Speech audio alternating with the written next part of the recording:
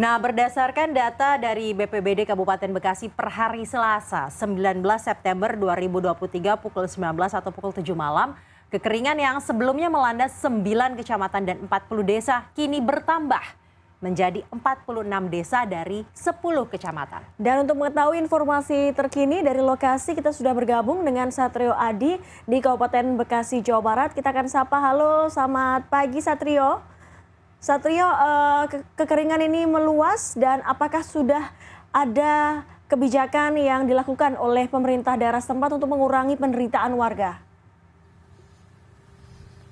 Selamat pagi Dea dan juga Syasha. Benar sekali bahwa kekeringan di Kabupaten Bekasi ini semakin meluas setelah daerah ini tidak diguyur hujan setidaknya 5 hingga 6 bulan terakhir begitu. Dan tentu saja kekeringan ini menimbulkan krisis air dan juga dampak ekologi lainnya bagi warga yang tinggal di daerah atau di Kabupaten Bekasi. Tidak hanya untuk kebutuhan rumah tangga seperti misalnya mandi, mencuci, ataupun memasak begitu, tapi juga untuk mata pencaharian mereka sehari-hari, khususnya yang bekerja sebagai petani. Saat ini saya sedang berada di salah satu ladang persawahan di Desa Segarajaya, di Desa Samudra Jaya, Kecamatan Tarumajaya, Kabupaten Bekasi. Dan di sini merupakan salah satu lokasi atau titik yang paling terdampak kekeringan di Kabupaten Bekasi. Saya akan tunjukkan sedikit kepada Anda bagaimana kondisi tanah di area persawahan di sini. Memang Dea dan juga Syasa, kalau misalnya bisa dilihat di kaki saya ini, sekarang saya menginjak ini tanahnya begitu pecah, begitu kering, tidak ada tanda-tanda air bisa mengalir di sini selama 5 ataupun 6 bulan terakhir. Jika kita lihat masa tanam, sebenarnya saat ini adalah masa setelah panen, 2 bulan setelah panen, dan seharusnya biasanya ini warga di Kecamatan Tarumajaya ini sudah mulai untuk menanam padi untuk periode selanjutnya. Namun karena kekeringan yang mereka rasakan merupakan kekeringan paling parah selama 10 tahun terakhir, sehingga memang membuat mereka tidak bisa menanam padi di waktu yang semestinya atau yang seperti biasanya. Dan untuk mengetahui bagaimana dampak-dampak lain di kekeringan di Kabupaten Bekasi ini, saya telah bersama dengan salah satu warga, yaitu Bapak Idam Khalid ya Pak ya, yang merupakan salah satu warga dari Kecamatan Tarumajaya. Pak Idam, bisa dijelaskan selain kekeringan di sawah di tempat kami berada saat ini, apa saja sih Pak dampak dari kekeringan yang melanda di Kabupaten Bekasi ini? Iya, kalau dari dampak dari kekeringan yang melanda Kabupaten Bekasi umumnya dan Tarumajaya khususnya, ya kita di Tarumajaya ini ya kekurangan pasokan air bersih. Selain emang sawah pada kering gini nggak bisa tanam, untuk kebutuhan mandi, cuci, sama kebutuhan masak itu kekurangan air bersih. Tapi ya, beberapa hari yang lalu sempat kita disupport dari pemerintah dari Kabupaten Bekasi dengan bantuan ada dari BPBD, dari Damkar, mungkin dari beberapa dinas yang lain kirim pasokan air juga untuk kemarin. Tapi itu kan cuma hanya cukup untuk beberapa hari saja.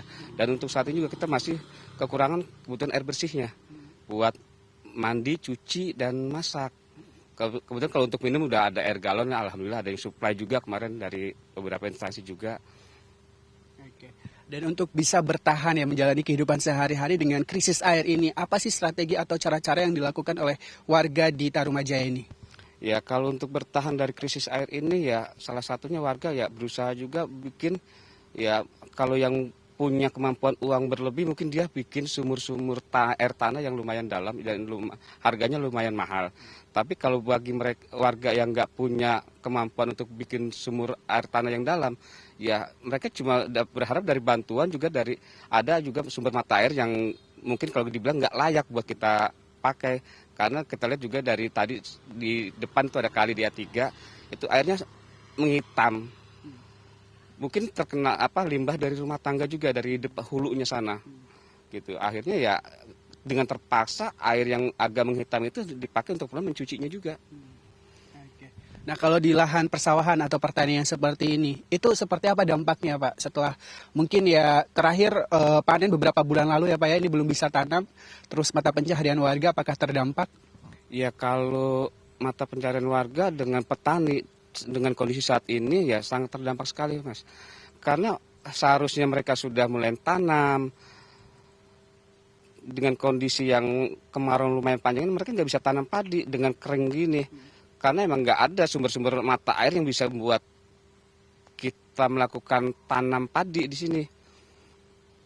Ada sih sebenarnya, ada kali di sebelah sana. Tapi musim kayak gini yang ada air laut masuk. Jadi nggak bisa buat disedot dengan pompa pun nggak bisa, pasti nggak akan hidup padinya. Nah Pak, ini walaupun kemarin sempat ada bantuan ya sedikit dari pemerintah kabupaten, tapi tidak cukup untuk menghidupi berbulan-bulan. Artinya airnya hanya bisa dipakai dalam beberapa hari. Harapannya ke depannya bantuan seperti apa yang diharapkan oleh warga Tarumajaya ini? Ya kalau untuk harapan ke depannya masa berharap ya dengan kondisi kemarau yang lumayan panjang ini ya dibuatkanlah kita sumur-sumur air dalam lah untuk di wilayah-wilayah sini. Beberapa titik itu harus ada sumur-sumur air dalam, jadi biar warga itu nanti satu titik itu ngambil dari titik sumur yang dibangun itu. Jadi biar kebutuhan rumah tangga warga ini bisa disuplai dari sumur-sumur yang ada. Nah untuk sementara ya, jangka pendeknya bantuan seperti apakah masih memerlukan pengiriman stok air bersih dan kira-kira untuk berapa warga yang ada di sekitar mungkin di tempat tinggal Pak Idam? Kalau kebutuhan suplai air bersih masih sangat dibutuhkan sekali ya. Kalau kayak saya dengan di kondisi di sekitar tempat tinggal saya itu terbagi ada 2 RT. Itu kurang lebih ada 150 kakak. Itu semua juga emang nggak ada suplai air bersihnya. Mereka mengharapkan ada sumur konvensional yang cuma ngebornya cuma 10 meter yang airnya asin. Jadi nggak bisa buat keperluan mandi, cuci, dan masak juga nggak bisa dipergunakan. Kita harapkan bersama Pak nanti akan ada tindak lanjut lebih baik lagi dari pemerintah Kabupaten Bekasi untuk bisa mengirimkan air bersih ke Tarumajaya ini. Terima kasih Pak Idam Holid atas waktunya Pak. Seperti tadi yang dijelaskan oleh Pak Idam Holid bahwa warga di Tarumajaya ini sangat membutuhkan air bersih. Dan jika Anda bisa lihat di sebelah kanan, di sebelah kanan saya ini adalah kondisi bagaimana warga ini mendapatkan air bersih. Mereka harus membeli dari gerobak-gerobak air yang dikirimkan atau dijual oleh pedagang seperti yang ada di layar kaca Anda.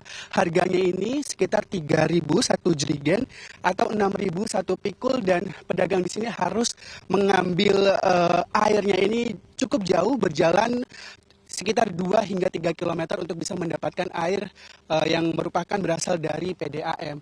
Dan dari pemerintah Kabupaten Bekasi sendiri sudah mencanangkan bahwa ada waktu tanggap darurat bencana kekeringan hingga 14 hari ke depan, khususnya di 10 kecamatan yang tadi telah disebutkan oleh Siasya dan juga Dea, dan salah satunya yang terparah di bagian utara, yaitu di Kecamatan Tarumajaya, Babelan, dan juga Muara Gembong. Kita harapkan bahwa bantuan tidak hanya datang selama periodik, tapi juga setiap hari warga di sini bisa mendapatkan akses air bersih untuk kehidupan mereka sehari-hari.